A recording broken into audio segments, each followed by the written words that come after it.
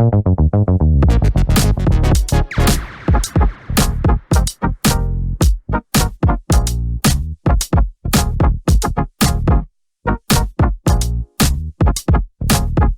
we have an absolute rock star in the gaming space. He currently works with and has raised funding from some of the biggest names in Web3, which includes the likes of Harmony, Comtras, and from the co-founders of The Sandbox and YGG. Our guest today, Deniz Gezgin, is an absolute beast himself when it comes to gaming.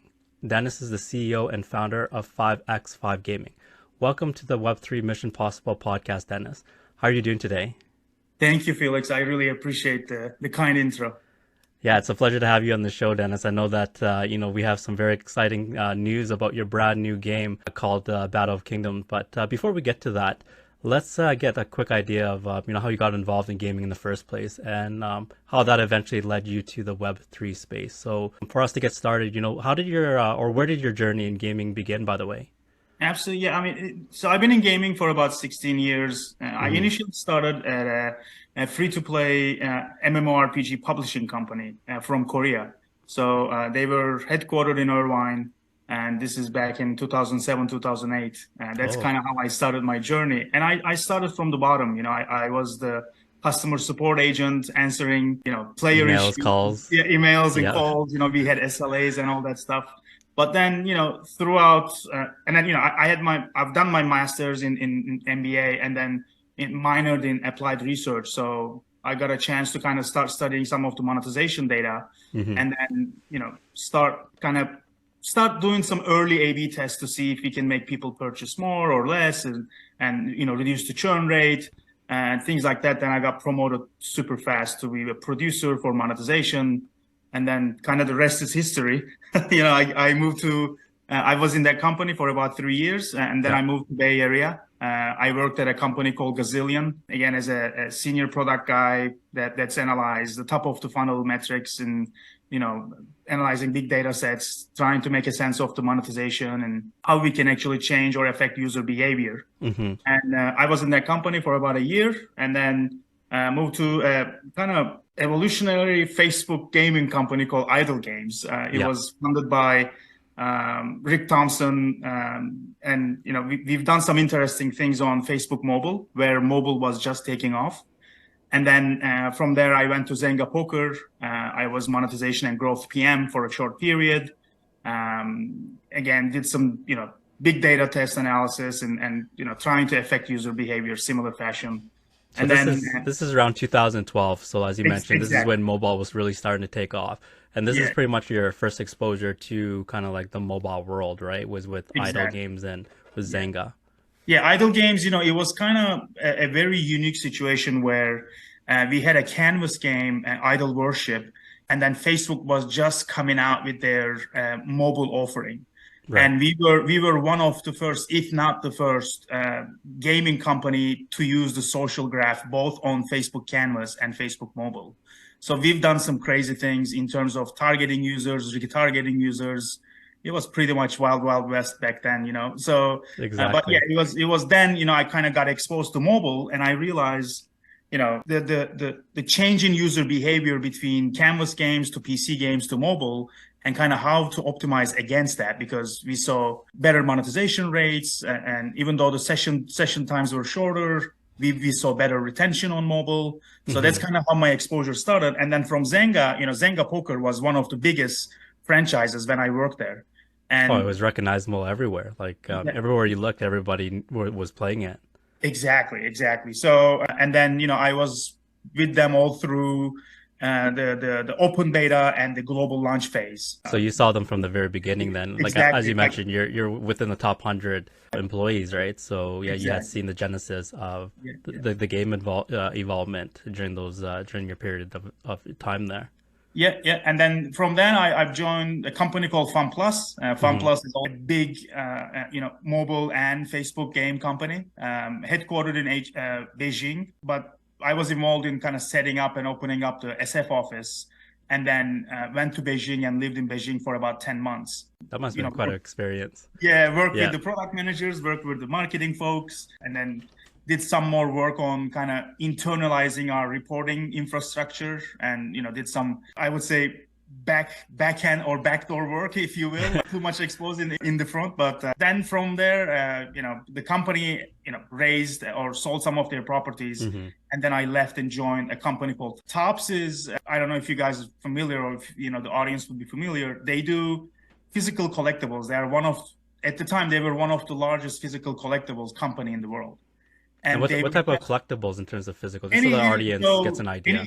Like baseball cards, basketball player cards, NFL cards, Star Wars cards. So they held at the time, again, major IPs. We had FIFA, we had Star Wars. So we had 8 mobile apps, if you will, that allow you to collect these digital collectibles. Yeah, those are some of the biggest names that everybody recognizes. Like exactly, we had UFC, WWE, MLB. So we had all sorts of different IP in separate apps.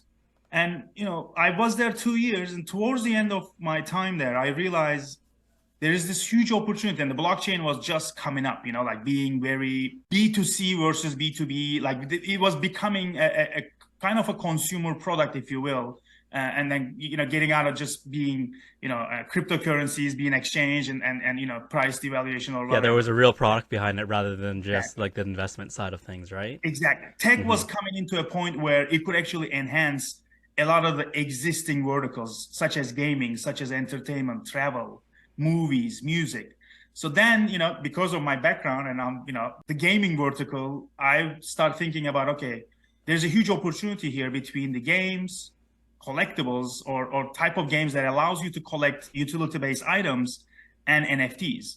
Yeah. And because, throughout my career, starting from the first, year of my employment at Gamers First in Irvine, I always saw the issue of people having, struggling how to collect their items, own their items, and transfer ownership of the items that they earn in game. So, and if you think about the NFT technology, right, the blockchain technology, this enables it. This actually enables all of those issues, right? When we were playing games, when we were playing World of Warcraft, let's say in 2005, whatever, it was always frowned upon to trade items, right? It was always frowned upon to trade even accounts if you could.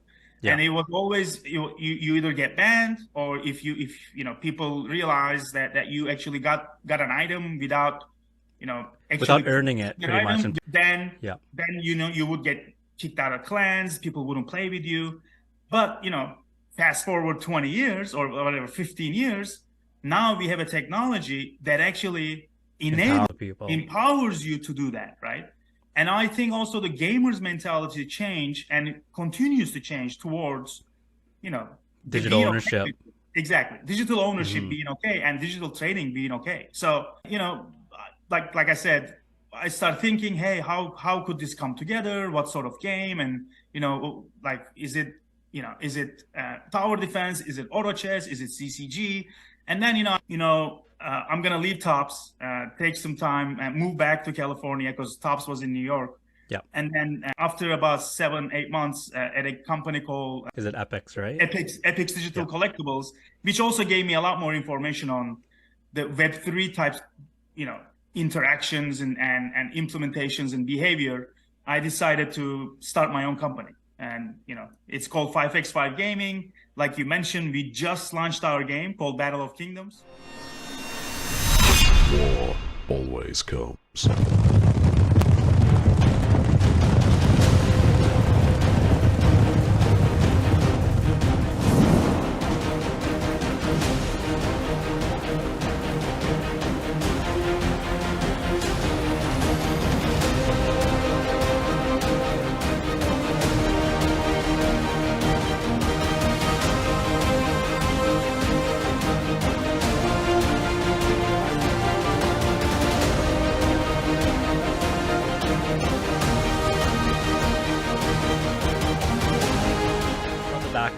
I love how, over the last pretty much 10 to 15 years, you're able to combine your experience in gaming plus the digital collectible side and really parlay that now into the Web3, which is like, as you mentioned, the attitude of the evolution of behavior for gamers had changed from the initial days of, let's say, the World of Warcraft days to today where, it's a lot more accepting.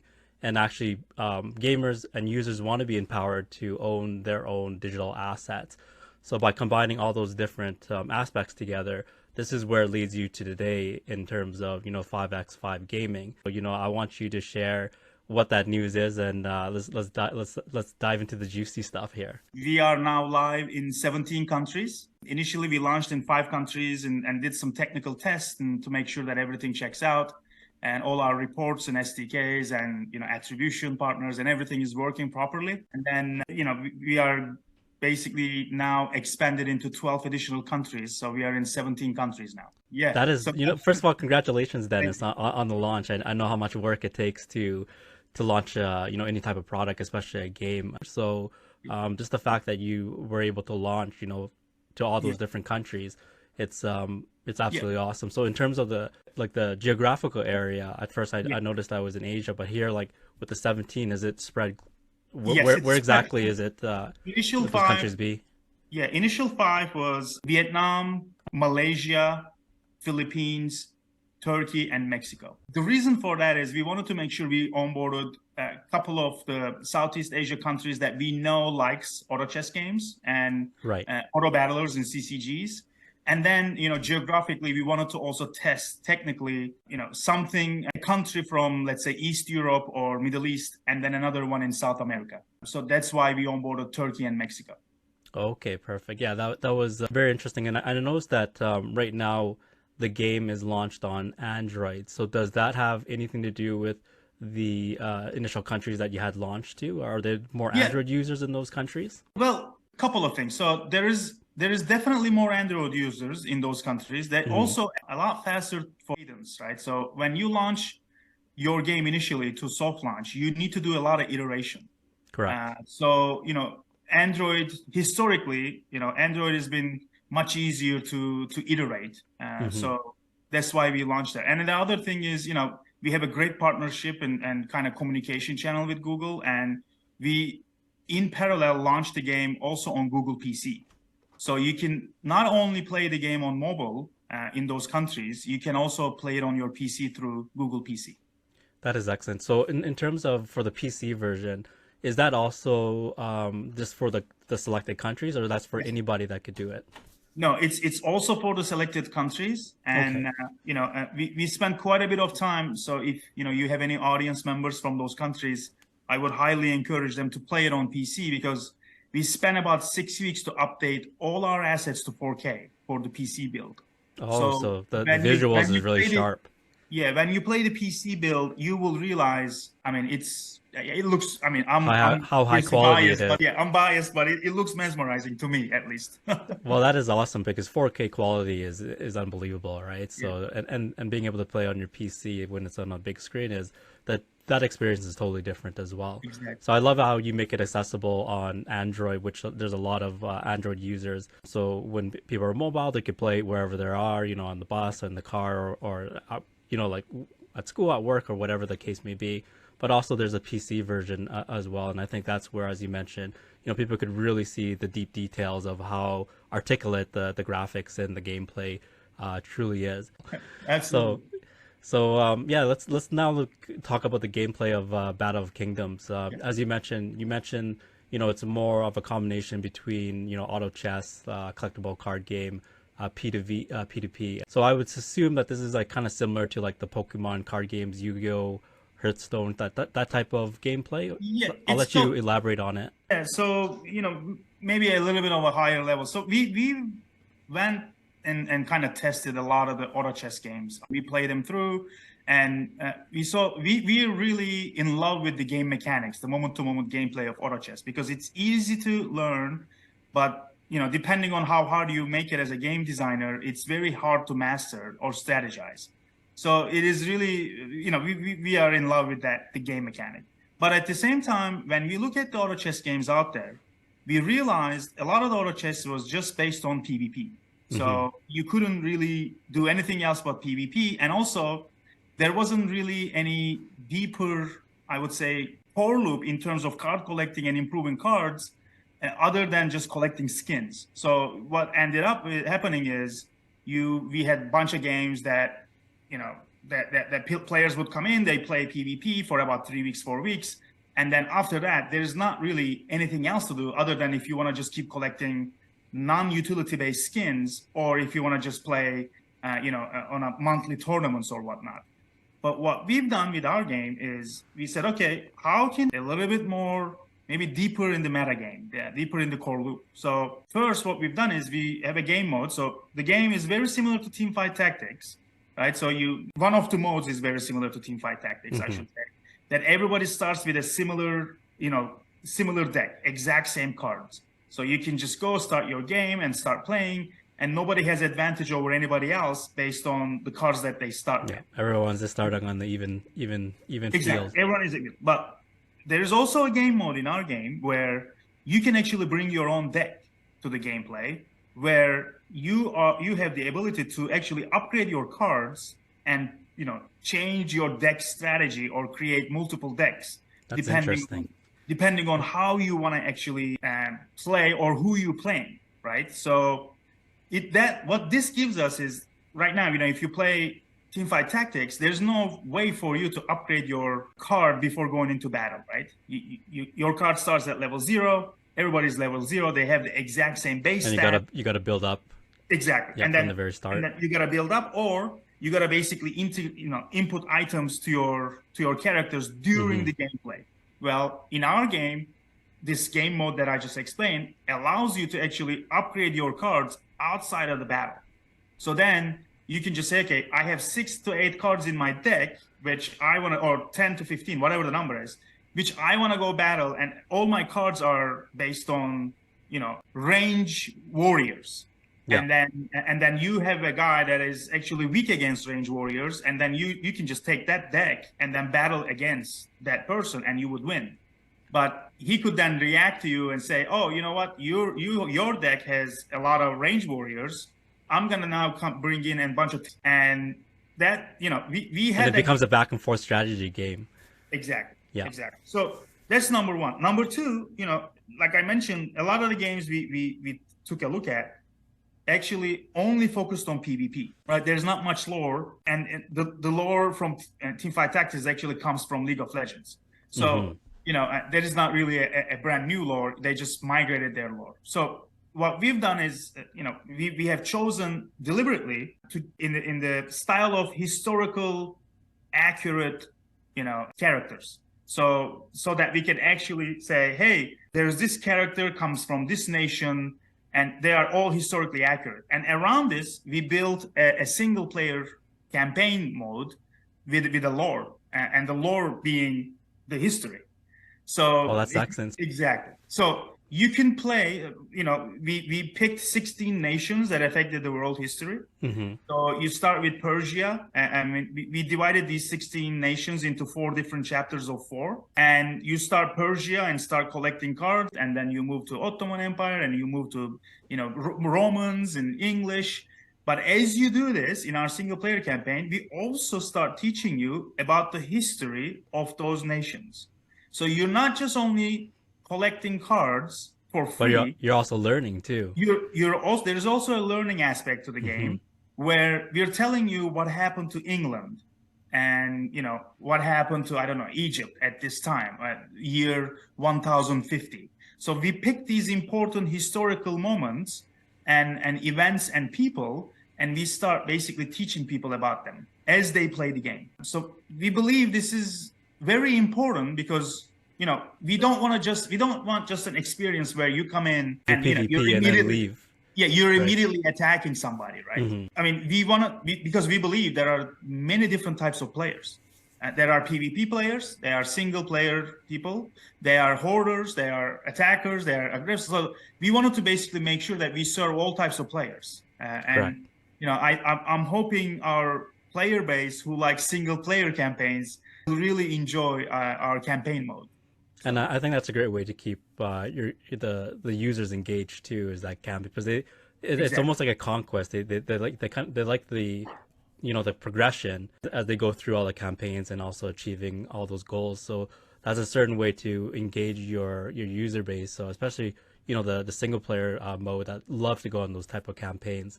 And then they can always go back and forth between the two and do more PvP. So just giving the ability for, let's say, users to go in between those two modes, it's something that is certainly different from how most games are currently structured. Yeah, exactly. And also, this also gives option to people that actually doesn't want to pay us, right? Usually in a game, 95% of your user base is going to be non-paying customers. So you Correct. still want to give them the ability though to progress, both like any game mode that they choose. So, people who doesn't want to pay us or doesn't want to monetize, they can play our single player campaign and collect the cards that they need to upgrade their decks. Right. So yeah, we wanted to make sure that we took care of everybody, whether they're I love that. Yeah. Whether they're paid, whether they want to play for free. So the game is free to play, like very similar to like how, mobile gaming pretty much started, right? But also at the same time, you provide the two different modes. So you're really hitting the full range of the different type of users that are really passionate about, the auto chess type of games. So, yeah, I mean, we have many different modes. So, in our game, you can play 1 versus 1 PvP. You can actually play team mode. Like if you have a friend, you can play 2 versus 2. You and your friend against some other two people. Exactly. Yeah. You can play 4 versus 4.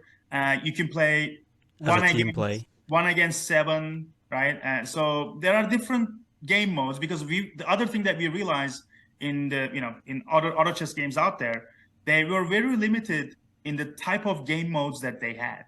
Right. So, as a player, like I said, not every player is the same, right? They don't want to do the same things. So you cannot really force people to play the exact same PvP mode every time they log into your game.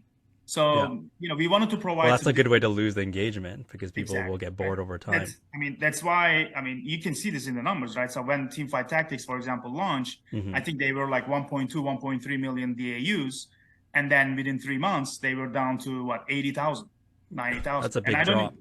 And I don't even know where they are now. But, it's because of these kind of systems that does not exist, in current auto chess games. That is perfect. I love that how you're just able to create a game that, applies to a lot of different users.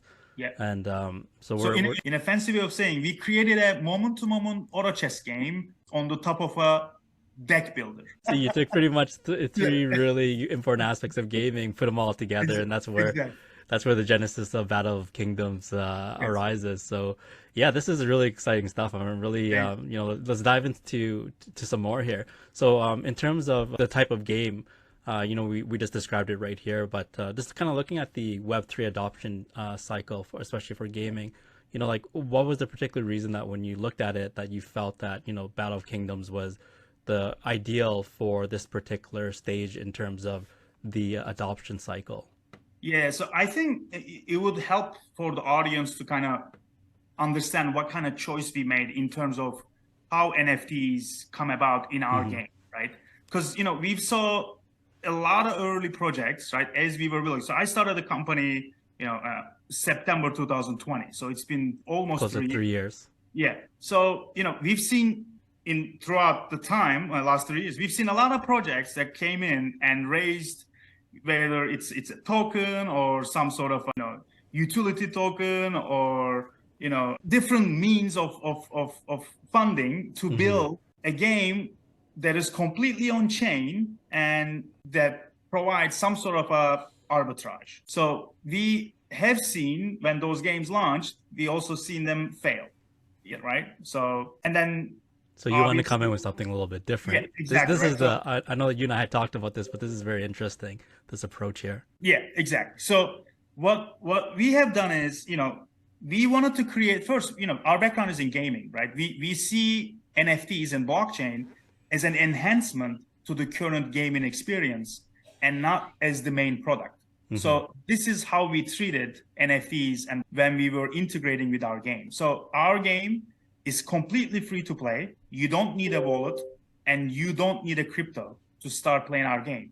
On the top of it, our game is not on chain. So all of our assets start server side. So we can actually, which I will get into a lot more, we can actually distribute through Google and Apple, right? Because we believe there is a lot of problems in terms of distribution and scale on the Web3 only products versus the traditional platform distribution. And we don't foresee that problem going away. So, for that reason, we wanted to make sure that we can build a game that everybody can enjoy first on their mobile device And then if they wanted to collect or change their assets into NFTs, we would then allow them to do so. Perfect. So before we dive into that, I just want to recapture exactly what you just mentioned, because this is very a unique type of approach. It's pretty much from what we understand is like a Web 2.5. So you're taking, it's not built on a blockchain.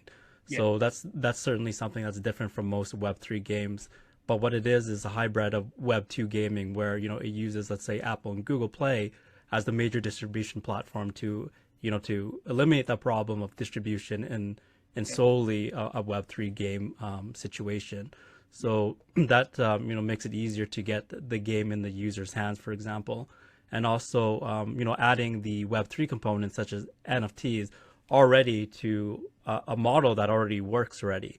So I know that right now there currently exists to almost like a dichotomous model where it's like, okay, it's purely Web 2 or purely Web 3, but it really doesn't have to be that way. So we're taking something that we know already works, and we're going, okay, what is something that could, really, as you mentioned, enhance the experience of the Web 2 gaming, and then adding those Web 3 components into that particular Web 2 faction, where now you're really in the middle of like Web 2.5, right, during that time. Exactly. So the reason for also like a couple of other reasons, right? So I'll go into a little bit more maybe business-like mindset, right? So if you think about, let's say that we just launched on a chain, right? And the game, did well compared to other games that launched on the chain. What is that in comparison to all the successful games that launch on Google and Apple? There's even no comparison. And everybody is, blowing their horns around about like Web3 and NFTs and launching on a chain with like 50,000 users. Like if you're a successful game on Google and Apple, you have millions of users. Like there is no comparison. I understand and agree that we will get there, right? 100%. We will get there, but we are not there yet. So based on that, we need to make sure that we treat the blockchain and the NFTs, however we're integrating them, as an enhancement to the experience versus making it the main product, because the exposure and the scale is not there yet. That's all it is, right? I'm sorry to say that. I hope it was the other way around. I hope that I could easily tell you, hey, our next game is going to be on Polygon, but I don't see that happening because, traditional gamer has not yet embarrassed or like accepted that the new gaming experience needs to be on a chain. That is not true, right? So based on that, it takes time to change behaviors as well. Absolutely. I mean, this is not like, you're not going to change people's minds in like 1 year or 2 years. It'll take 3-4 years. I believe we will get there. I believe in about 3 to 5 years, most of the new games that are being built will allow their users to turn their assets into NFTs. Correct. I believe that with all my heart. That's why I started the company, because I wanted to be one of the first ones. And a big proponent of digital ownership, right? So exactly, right? That's what blockchain allows you to do. Yeah, but we are not there yet. And we also need to kind of build our products based on consumer needs and consumer direction, right? We cannot just say, oh, I'm going to build it on chain and, the customers will come in 10 years. No.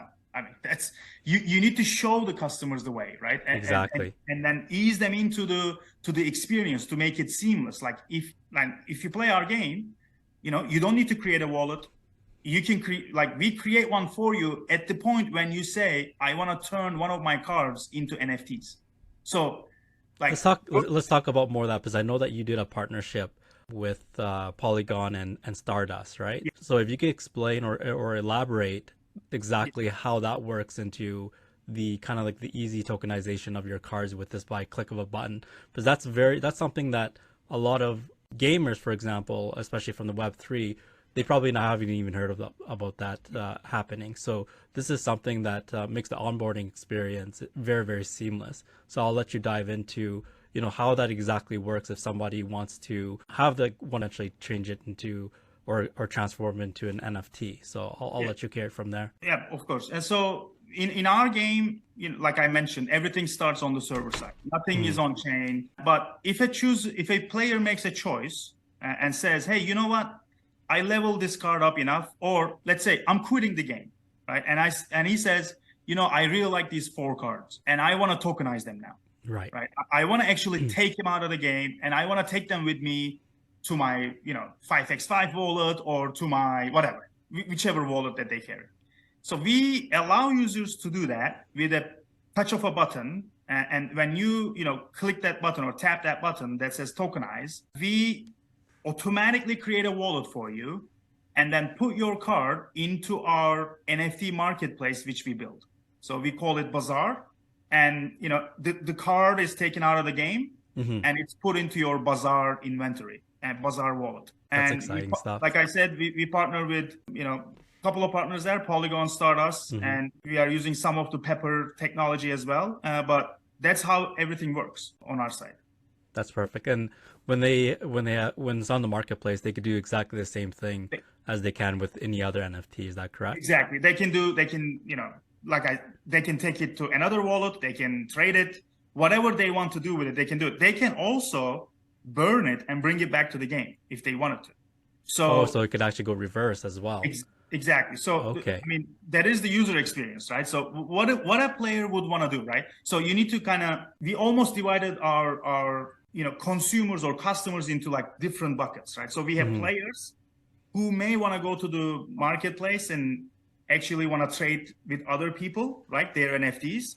And those players may actually want to bring the assets back to the game. So we have a flow that allows you to burn the card and bring it back to the game so that you can continue playing with it. You can improve it, you can level it up, and you can tokenize it again and bring it back to the marketplace, which, adds value and all that stuff.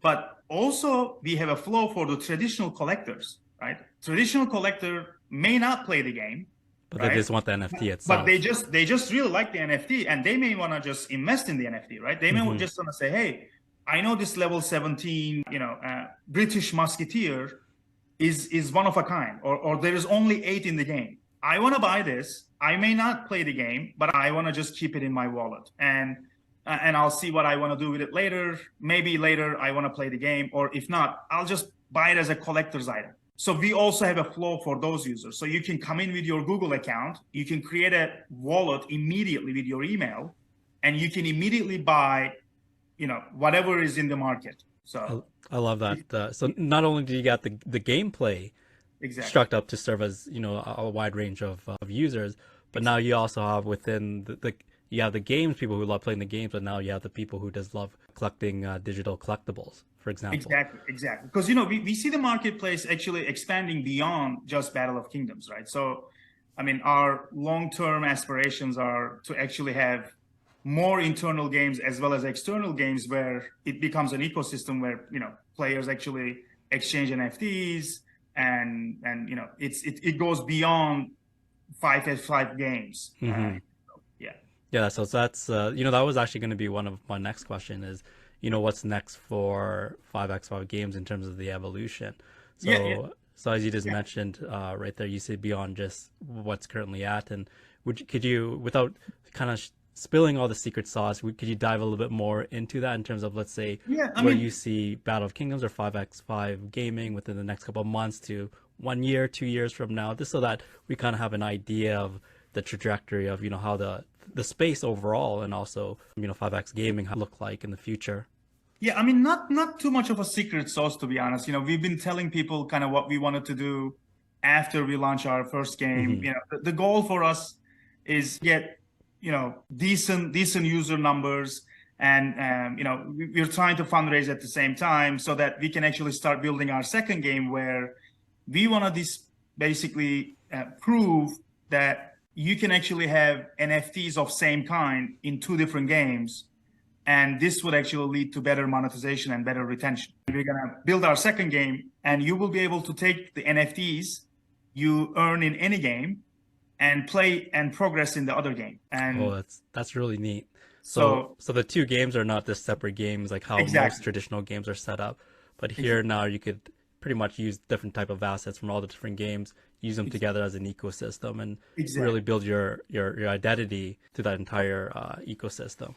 Exactly. And then, that if we can then prove that is the case where you get better monetization, better retention, we want to then, accelerate that process by try to make more games internally faster by scaling the company, and B, opening up maybe some of the tech stack to indie game developers, right? So that's the 3 to 5 year vision, right? So I love that. Yeah, but so that's kind of where we are.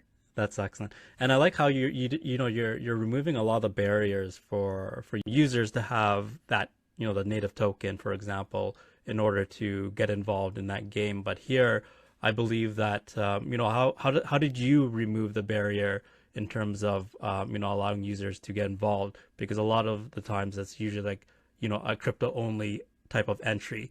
So here, like this is something that's I think is very, very key and powerful in terms of helping the next wave of next billion users get on board with Web3 by just allowing that onboarding process to be as easy as possible. So somebody brand new, let's say they maybe not as tech savvy or even crypto savvy, but they really want to play Battle of Kingdoms, for example. How do you make that process easy for them to get involved? Those are all the decisions we made since we founded the company, right? We always worked for zero friction when onboarding or interacting with Web3. So that's every decision we made, designing the bazaar, marketplace, it all revolves around the zero user, right? That's the reason why we have not built our game on chain, because when you build your game on chain, right, you need to immediately also have a cryptocurrency to play the game. Correct. We do not yet want to do that. And like going back to your question, you said, okay, what do you say to a person that wants to play your game? The easiest way to do that, what they've been doing the last 20 years, you go to the Google and Apple Play Store. That's the easiest answer. And then we have other conversations that we're having.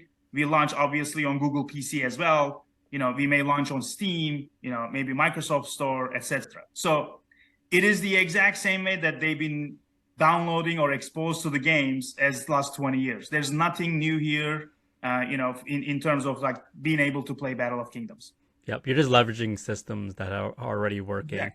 And just parlaying that into the Web3 space, because that's a huge thing right now is, how do we onboard just the regular user who's not sitting around and reading Twitter all day long, right? Because a lot of people, they're just not doing that. So, and that's a key now in terms of the next evolution of Web3. We're going beyond just the technology now, and we're looking at, how do we get real users of all different, knowledge levels to really enter this space. So I really like how you've really made that, with the zero friction, because especially in mobile technology, that's usually the biggest barrier when it comes to that is there's a lot of technicalities that really prevent a lot of people from getting involved, and we start to see that in Web3 with even setting up a wallet, for example. Right? Exactly. Without naming any wallets, right? So imagine the wallet creation process right now. Yeah. Like you have to do the KYC stuff, and then you have to upload your ID, and like if you're in the United States, you have to give like a lot of other information. Sometimes they call you, and then you have to memorize these 16-digit 8 batch of numbers. Like, what is going on in here? Like none of the gamers, I would say 95% of the current gamers will not do that just because they want to play a game. And the 5% will only do that if there is some sort of a ROI. Right. And that's exactly what we are seeing, right? Yeah. So like everybody's looking for some sort of a yield arbitrage to play an on-chain game.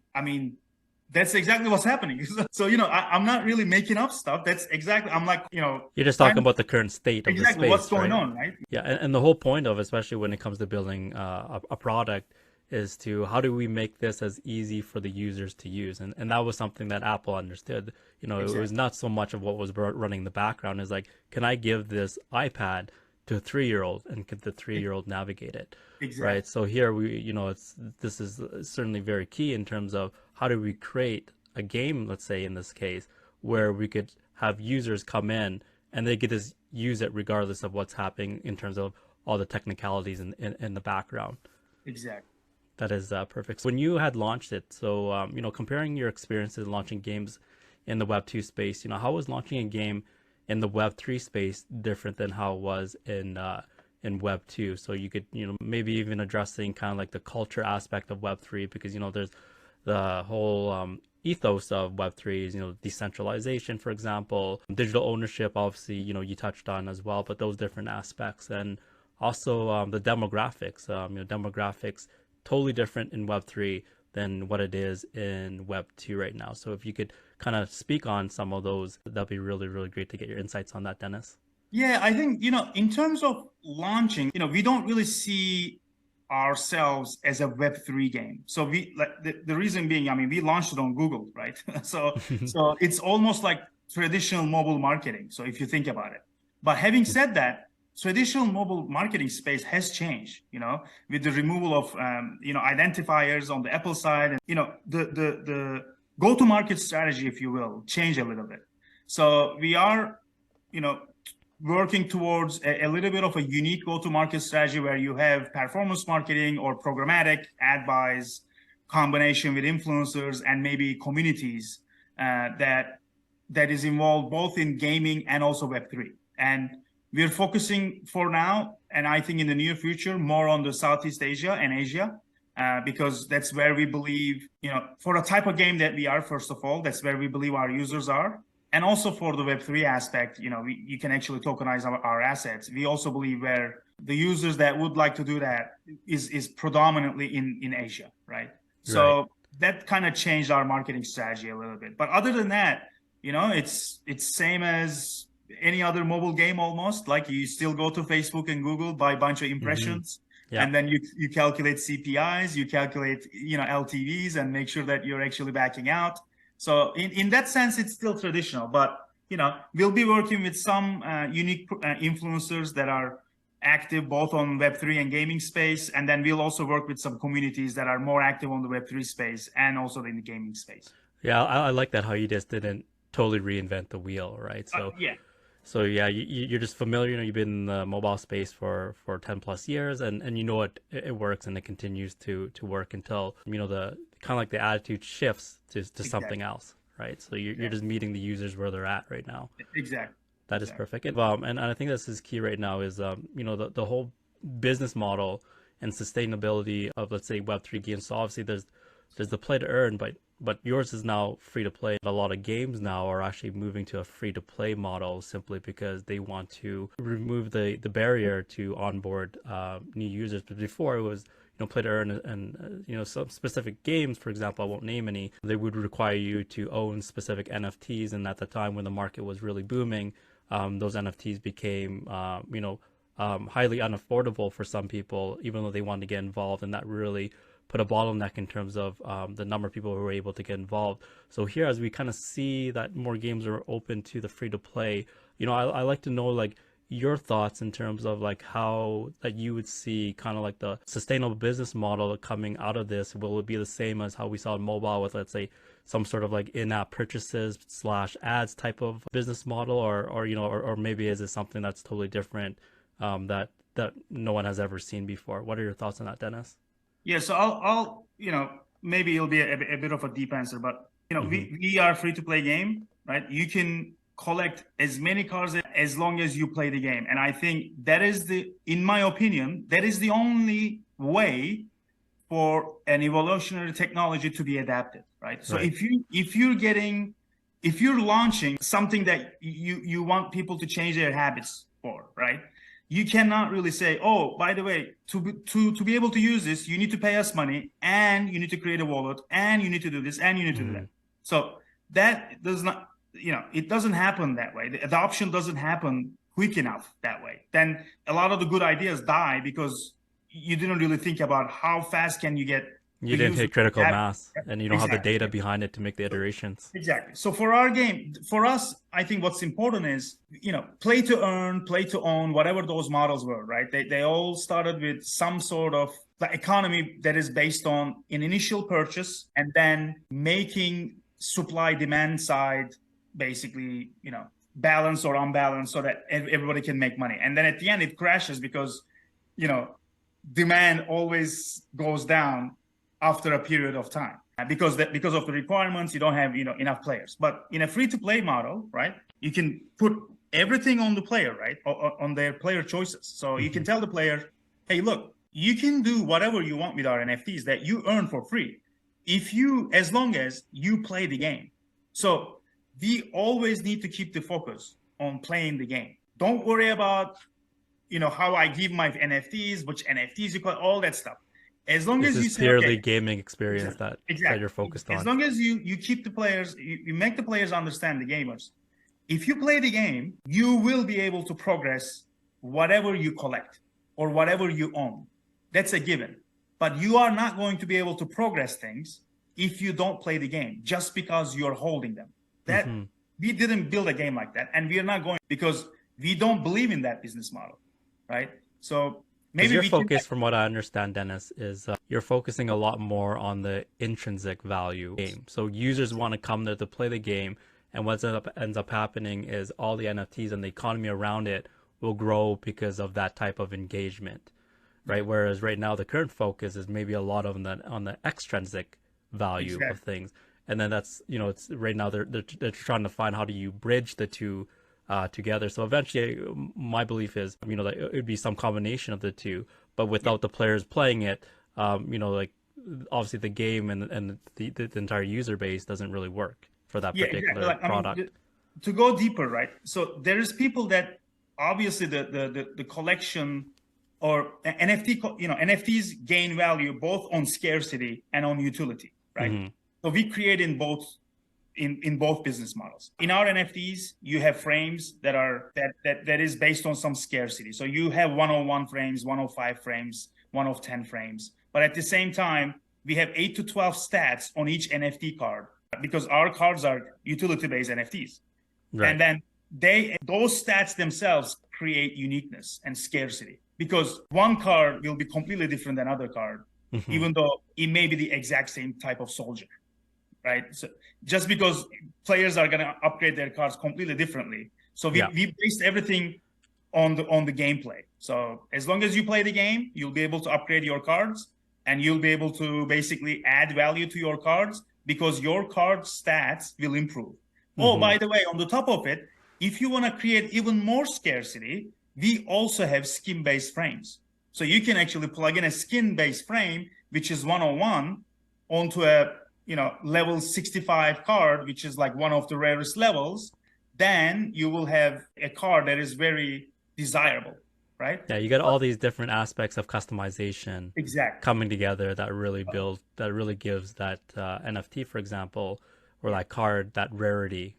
Yeah, it all revolves around gameplay. Let's just keep it that way. Yeah, I love how you just kept it very simple and to the fundamentals, right? Is if you focus on the gameplay, the players will stick around. And then from there on, all the different types of features that are built around that game will get utilized as well. Yeah. Perfect. So let's kind of shift gears here really, really quickly and kind of just look at the and talk about the current state of Web3 and gaming just on a general level. So, we'll kick off this particular talk with more looking at the mass adoption side of things. So, typically mass adoption, it starts with, fun and entertainment type of products. Example, in mobile in the early 2010s, it was really gaming. And then when it comes to like spearheading the mass adoption of Web3, do you see this happening again in Web3 where, which types of games will be at the forefront, for example? Some of the examples were, as you mentioned, just on a generic level was, something that's easy to play but difficult to master, for example. And you had a lot of that in, 2013, 2014 with like a lot of hyper casual gamings that people would always throw around the word addictive, right? Yeah. So here, do you see a similar type of progression, or do you see things kind of moving a little bit differently here? Yeah, I think the adoption or the scale will come from games that allows like card collectors, Hearthstone, team fight tactics, deck builders, auto battlers. Yeah, games that allows you to actually collect items and progress them. I think those are where the NFTs are easier to implement, or blockchain technology easier to implement, and also makes sense in terms of game flow, right? Yeah. Because that's just a natural part of game flow when you look at it with the NFTs. Any game, right? You can go into, I don't know, any game, Hearthstone right now, and you can basically say, okay, I'm collecting these cards, and at the end of the, maybe I want to quit, or I want to just take him out of the game.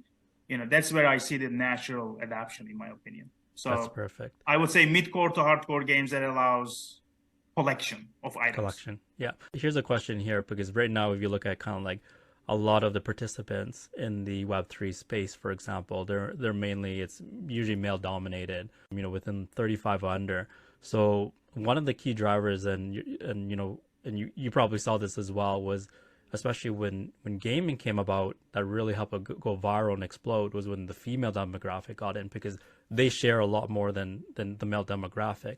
So, what are, like, how do you see, or, like, how do you get more females interested in Web3 gaming, and even in like Web3 in general? That's a great question. I mean, I think we should just make products that they enjoy playing. So I would try to figure out ways, if I was a game designer or a game maker or a developer, if you want to go after Web3 or blockchain female players, I would first look at what type of games they play. And I'm sure there are game designers out there that can figure out how to do that, bring in Web3 into those games. Perfect. What are your thoughts on how gaming in Web3 will disrupt brands and businesses? Wow, that's a loaded question. I think, I'm gonna go for the brands first. So there's a lot of potential in other verticals other than gaming for adoption, right? So travel, leisure, entertainment, such as music, movies, so rewards,